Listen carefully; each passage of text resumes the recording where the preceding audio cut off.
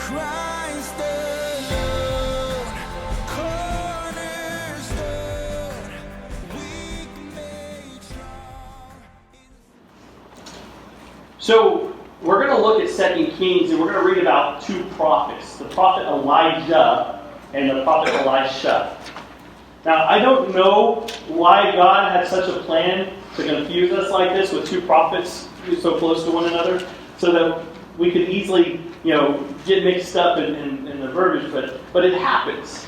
And so I'm, as your pastor, called to do this. And being the role of pastor isn't always easy. I remember this joke not too long ago, and the joke goes like this. It says a mother goes into the room to wake up her son, and she goes into the room and says, "All right, son, it's time to get up.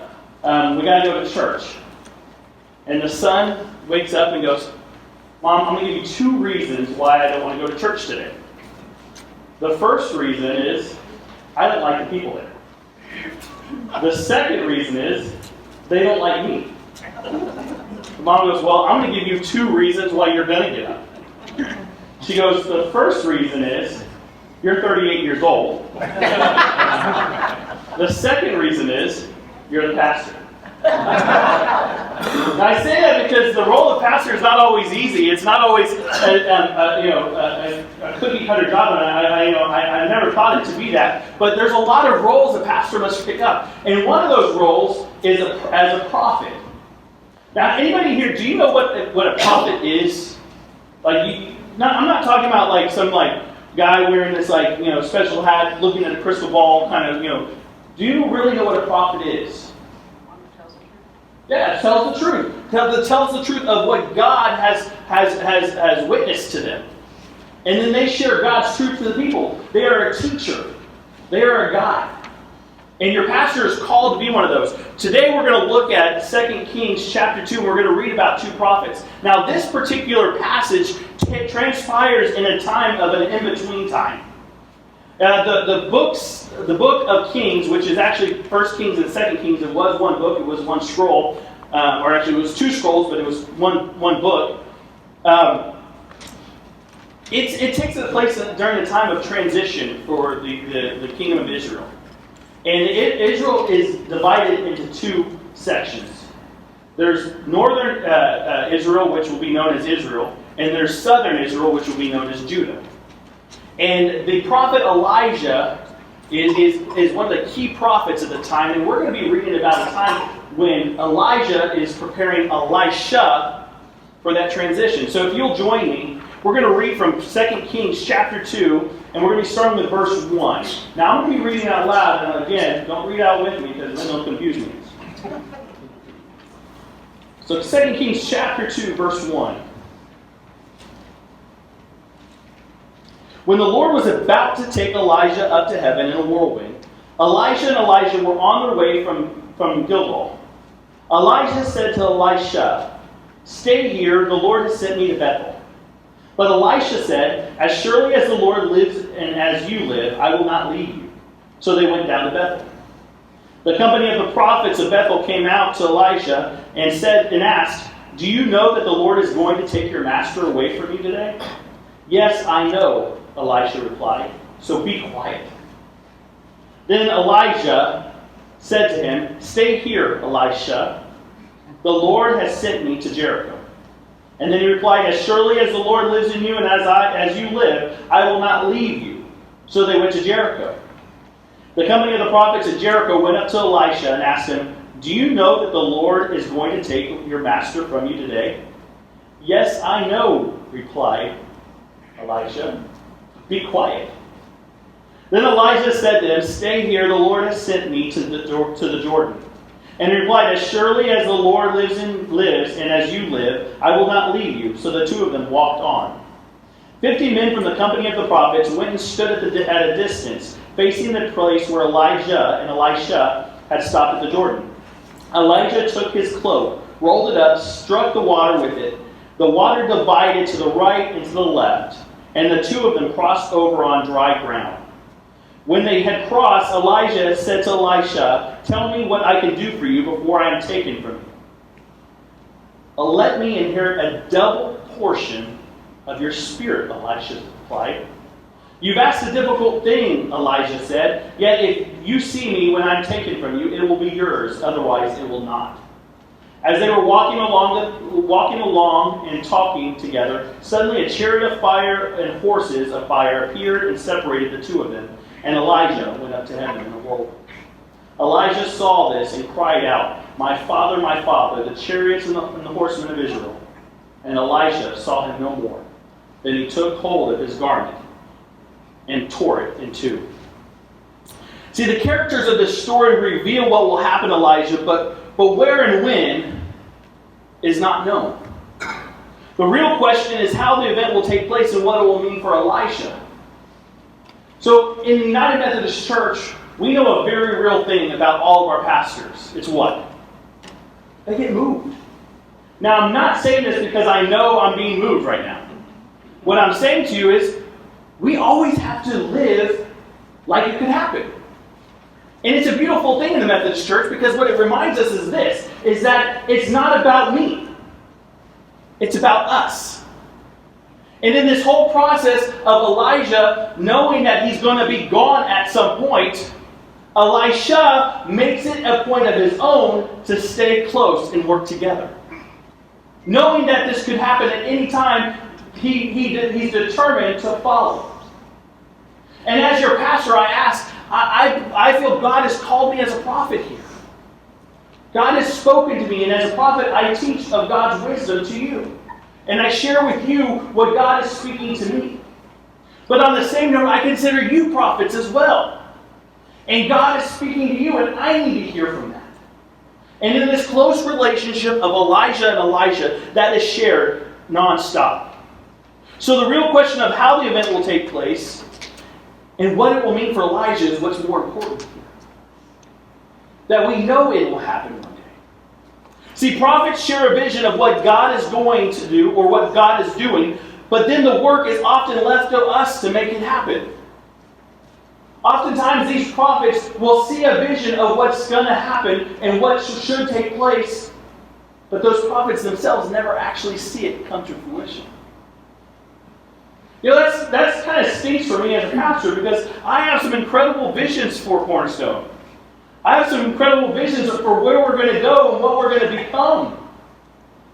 God is not done with us yet, but then the reality comes is, what if I don't get to stick around to see it? That wouldn't make me happy at all. But what would make me happy is to know that the people here are so on board with that vision that it happens despite whether I'm here or not. Because that would speak to me that God is doing an incredible thing. So what I'd like us to consider then, what is this vision for Cornerstone? So we started this, we're actually ending this series today, The Best Year Yet. And today, I titled this sermon, A New Vision. Because I do have a new vision for Cornerstone. And in a little while, I'm going to ask you, if you don't have a pen or anything to write it down, I want you to write some of this stuff down in just a little while. I'll prompt you in.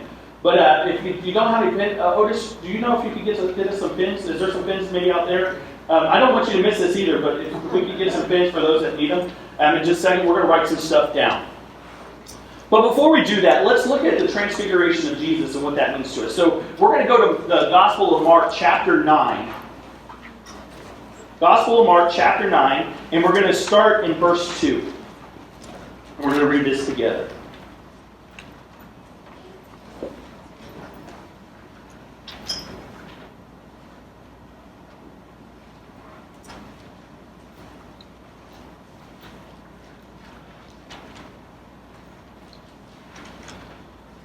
It says this, after 6 days, Jesus took Peter and James and John with him and led them up a high mountain where they were all alone. There he was transfigured before them. His clothes became dazzling white, whiter than anyone in the world could bleach them. And there appeared before them Elijah and Moses, who were talking with Jesus. Peter said to Jesus, Rabbi, it's good for us to be here. Let us put up 3 shelters, one for you, one for Moses, and one for Elijah. He did not know what to say. They were so frightened. Then a cloud appeared and covered them, and a voice came from the cloud, This is my son whom I love. Listen to him. Suddenly, when they looked around, they no longer saw anyone with them except Jesus. As they were coming down the mountain, Jesus gave them orders not to tell anyone what they had seen until the Son of Man had risen from the dead. In this moment, 3 of the disciples got to witness this beautiful transformation of Jesus Christ. They saw his robes turn this bright white, and they recognized that Jesus was part of this vision that God had cast from Old Testament times. If you look at all the old prophets, there's connections.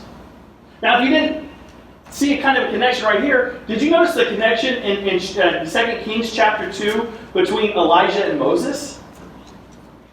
What happened when Elijah approached the Jordan River? What did he do?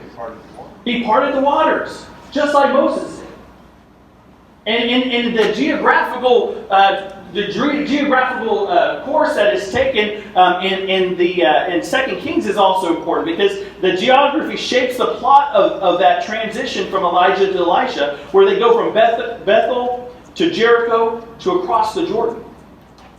And on that side of the Jordan, whose ministry would be the most important there?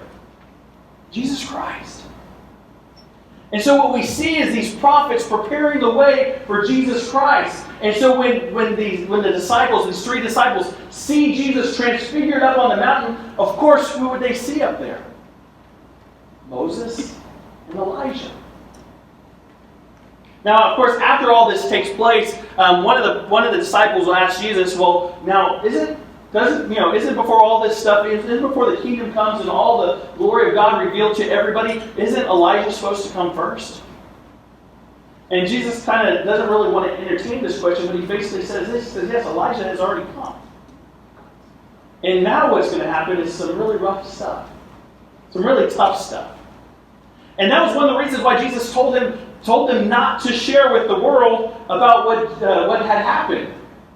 Because they were going to witness it for themselves with the resurrection of Jesus Christ.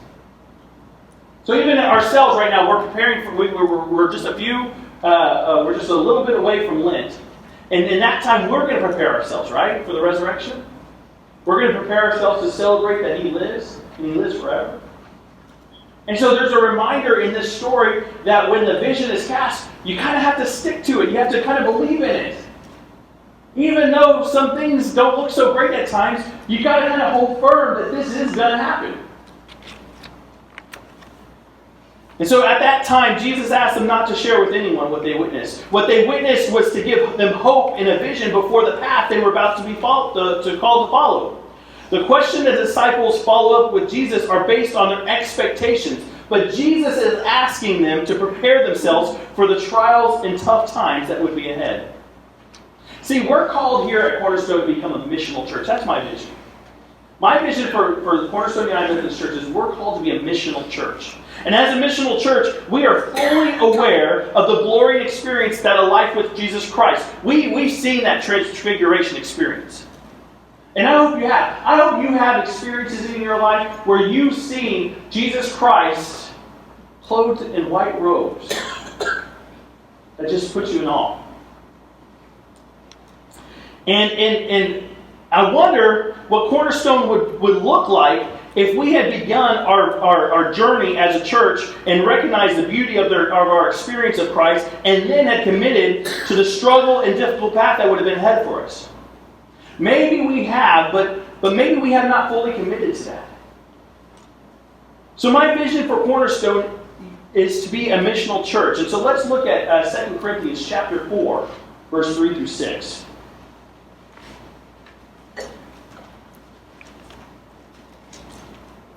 So the Apostle Paul says this to the church in Corinth. He says, even if our gospel is veiled, it is veiled to those who are perishing. The God of this age has blinded the minds of unbelievers so that they cannot see the light of the gospel that displays the glory of Christ, who is the image of God.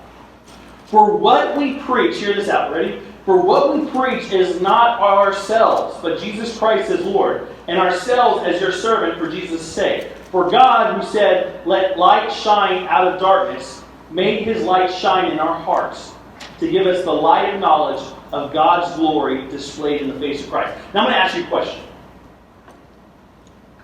Do you ever feel like we live in dark times? Are you like me and sometimes you're afraid to turn on the news? It was hard for me this week because I parked my car here and I could see the police helicopters and the news helicopters just hovering over that parking lot.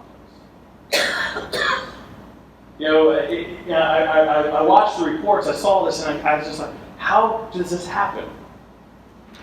How does somebody come to the point in their life where they are so willing to take the life of someone else?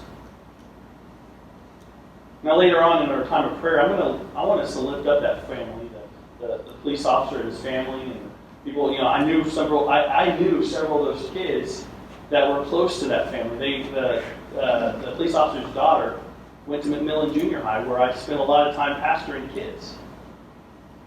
And we'll spend some time in prayer. But doesn't that just hurt your heart to know we live in times like that? It does for me. And what we're called here in 2 Corinthians chapter 4 is we're called to be a light in the darkness. Because maybe the good news has been veiled to some people. Maybe the good news hasn't been loud enough for people. But how are we going to be a church that shares this good news? That shows people, yes, there's some ugly, nasty stuff going on around us, but what we've experienced has transfigured us. We've seen the light of Christ. We know that beauty, and we want you to experience the same thing. What are we going to do to help others realize that? So on the back of your on your bulletin at the bottom, if you look right there, it says in 2018, Cornerstone will be a missional church. That is. And there's 3 parts to it that I want you to write down something for. Because I want us to start committing these parts to our memory. That these are the things that we are going to be about. The first thing is, we're going to become incarnational. Now, you've probably heard that word before, incarnational. Now, if you need a pen, raise your hand. Otis has a few pens. He's going to come around. And I'm going to give you some time to write this stuff down, so don't worry about being rushed. But I'm going to explain incarnational real quick to you.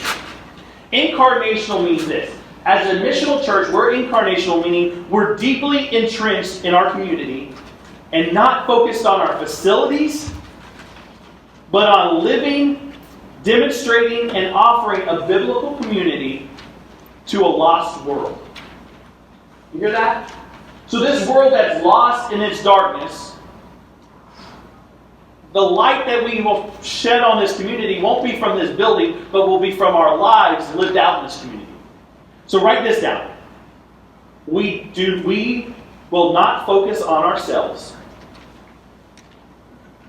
but on living in the community in which we've been placed. We will not focus on ourselves,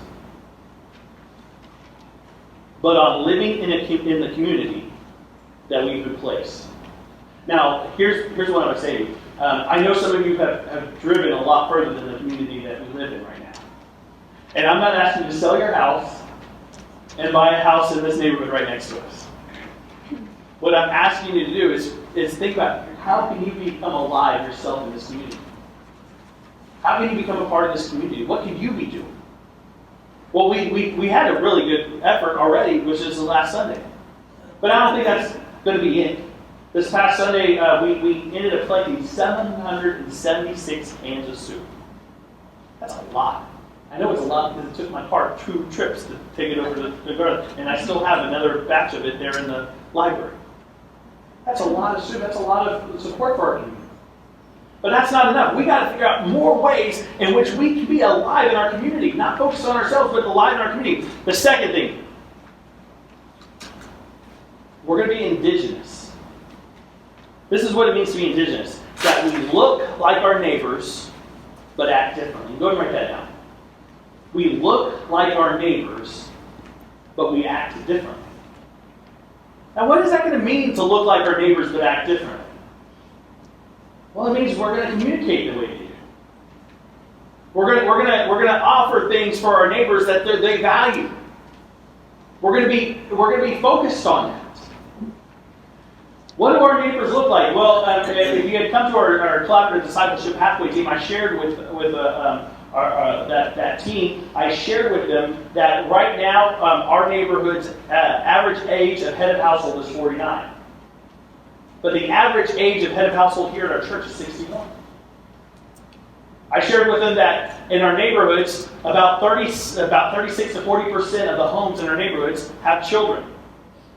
But in our church, it's about 15%. And so what it means is we are going to offer ourselves in such a way that we look like our neighbors. But here's the key part. We're going to act differently. We're going to show our neighbors that there is a way to live other than the house we have, the car we drive, and all these other things. We're going to show them that light of Christ in the darkness. That's going to offer a new path. So we're going to become indigenous. And the last part, and I think this is going to be our key focus right here. The last part is intentional. And you can write this down. Ready? We're going to move intentionally beyond our own preferences. We're going to move intentionally beyond our own preferences, making missional decisions rather than preferential decisions. Making missional decisions rather than preferential. So what does that mean? Let me ask you, what does that mean? That we're going to make a missional decision rather than a preferential decision? What comes to your mind when I say that?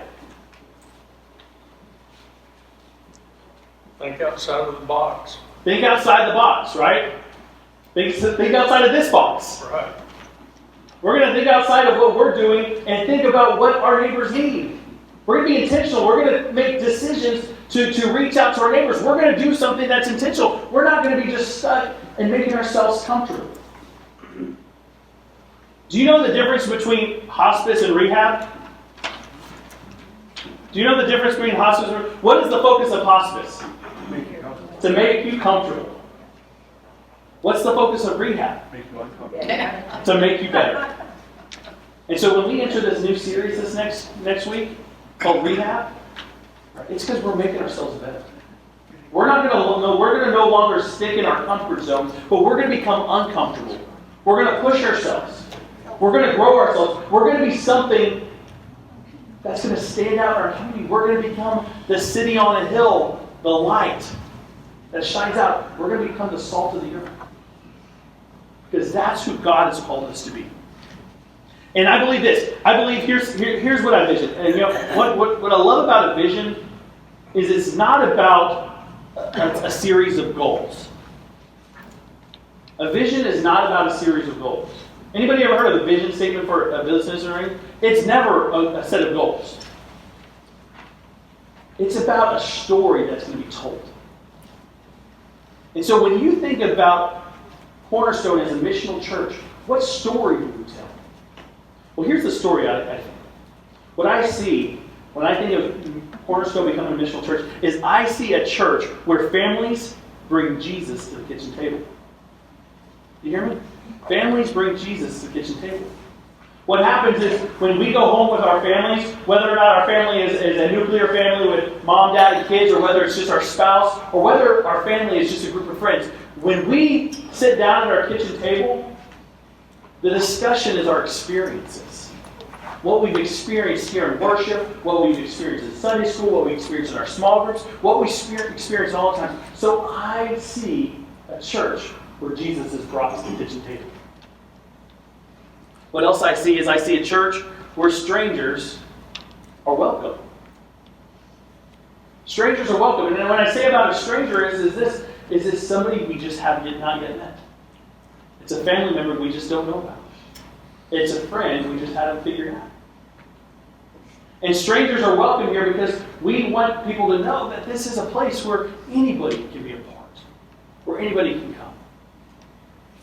I also see a church that truly knows what it means to know, love, and serve God. Now, behind you on the walls, these have been hanging here forever, in my opinion. Forever has been, 7 months now for me? But these banners have been hanging here for a long time. It's also on our logo, know, love, and serve. But I want us to become a church that we know what that means. It's just part of our DNA. It's just part of who we are. And that's what I see God has called us to as a missional church. To know these things, to live these things, to live out these things. Now, in our administrative board meeting in a little while, we're going to have a council meeting. And some of you will be there, some of you won't. But what I'm going to put it on our council meeting is how can we be intentional about these things? How can we move beyond our own preferences into making missional decisions rather than preferential decisions? And it's going to be big for us, because that means sometimes we have to take a look at the things we do, the way we gather, and ask, how is this making an impact on our community?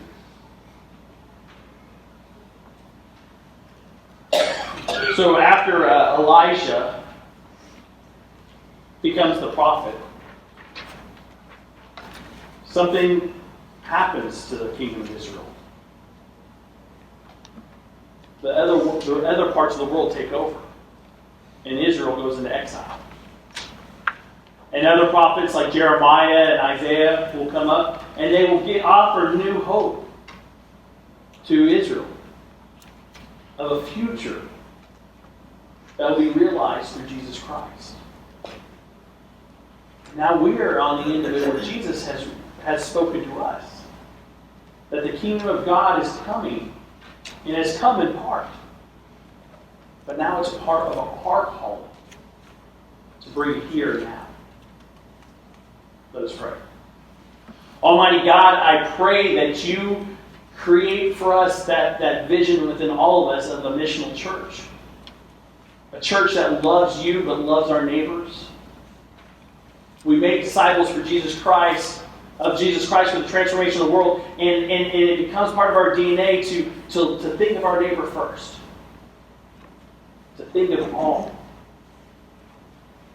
Almighty God, we see the hurt in our world. And we want to be part of the mending. We want to be part of the healing. In the name of the Father, Son, Holy Spirit, we all pray. Amen.